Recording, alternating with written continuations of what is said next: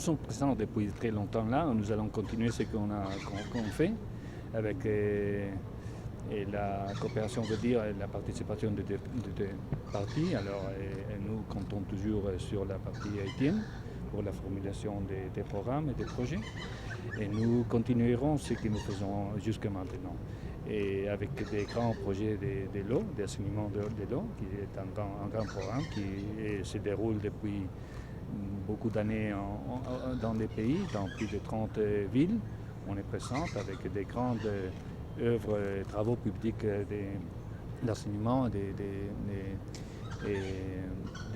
pour l'eau potable et pour les villes, pour les citoyens, et aussi dans les secteurs productifs, dans l'agriculture, la pêche, l'environnement, dans le secteur aussi de l'éducation. On est toujours là et on va continuer avec la même confidence et optimisme avec lequel nous avons travaillé pendant les années dernières. L'Haïti est un pays prioritaire pour l'Espagne.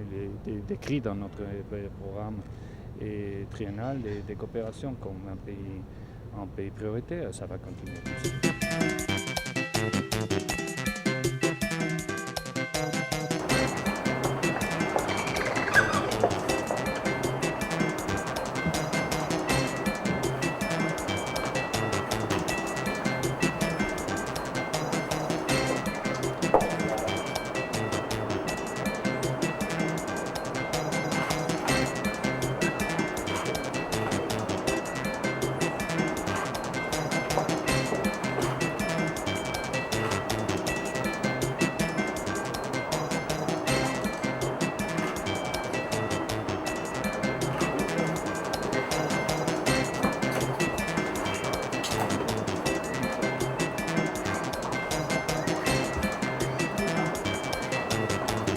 De coopération, ils s'alignent à la stratégie de la coopération qu'on a définie pour 2018 à 2021.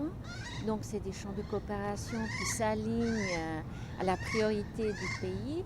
Et dans ce sens-là, la Suisse, elle va continuer l'appui à Haïti. La culture va toujours être une priorité pour l'ambassade parce qu'on pense que la culture, c'est très important pour faire avancer une société. Et puis la culture haïtienne, elle est particulièrement intéressante. Et dans ce sens-là, sans doute, on va continuer à appuyer la culture. Donc on travaille sur le développement rural. On est surtout dans la région du Sud. On travaille sur réduire les risques. On travaille sur le développement économique local. Et on travaille surtout aussi sur la gouvernance territoriale.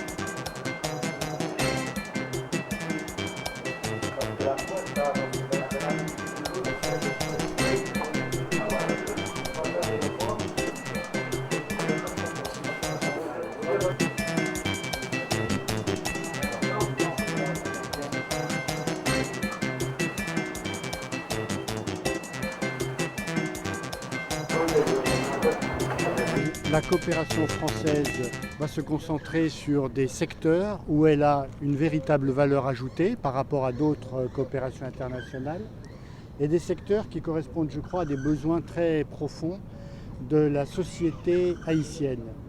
Ces secteurs, c'est par exemple le secteur de l'éducation. La jeunesse a besoin d'être éduquée pour avoir un avenir meilleur. Donc nous allons travailler dans l'éducation fondamentale, l'éducation technique, et même à l'université, puisque c'est à l'université qu'on forme les maîtres et les professeurs. Dans tous ces domaines, nous allons travailler avec les institutions dominicaines, haïtiennes, avec le ministère de l'Éducation de votre pays. Nous allons travailler aussi beaucoup sur le renforcement des capacités de l'État haïtien, les capacités à gérer, Nous allons travailler sur la déconcentration aussi pour renforcer l'administration, renforcer aussi l'état de droit et renforcer également les droits de l'homme et les institutions qui les défendent. Et enfin, nous sommes très intéressés à développer notre coopération avec Haïti dans le domaine du changement climatique, puisque les Haïtiens ne sont pour rien dans le changement climatique. Vous émettez peu de gaz à effet de serre.